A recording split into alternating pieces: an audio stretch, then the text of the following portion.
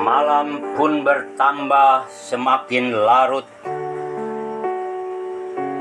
Malam pun bertambah semakin larut.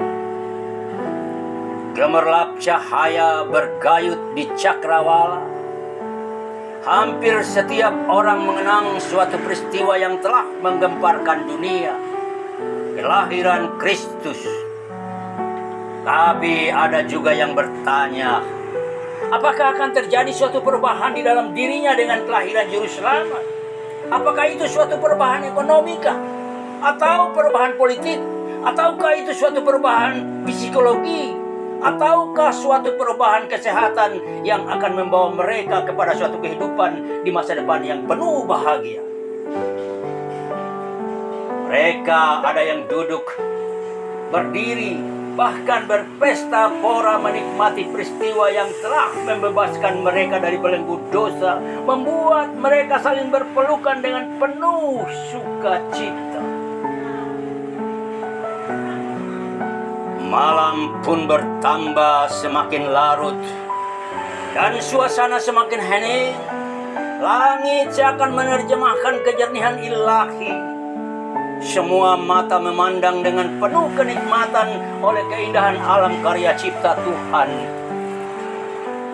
Mereka kemudian menyadari bahwa malam itu adalah malam yang penuh dengan anugerah.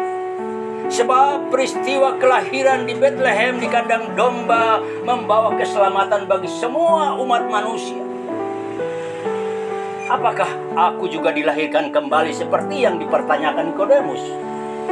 Tanya salah seorang dalam hati. Malam pun bertambah semakin larut. Bintang-bintang tampak semakin banyak bertaburan mewarnai langit. Di kejauhan tampak beraneka warna kerlap-kerlip lampu Natal mengingatkan peristiwa kelahiran Juru Selamat di kandang domba di Bethlehem, bukan di sebuah hotel berbintang atau di istana kepresidenan. Ketika Presiden Soekarno ditawan oleh Belanda dan dinaikkan di sebuah jeep berkata, apakah seorang presiden diperlakukan sesuai dengan kedudukannya yang telah ditetapkan oleh undang-undang? Tetapi Tuhan Yesus tak pernah peduli dengan statusnya sebagai raja di atas segala raja. Dia mau menjadi paling kecil di antara segala bangsa dan lahir di kandang domba. Suasana bertambah semakin hening. Semua mata memandang dengan penuh sukacita, lalu menundukkan kepala, memohon keampunan seraya mengucap syukur atas keselamatan yang diperolehnya. Permisan, 23 Oktober 1991, Joni Hitam.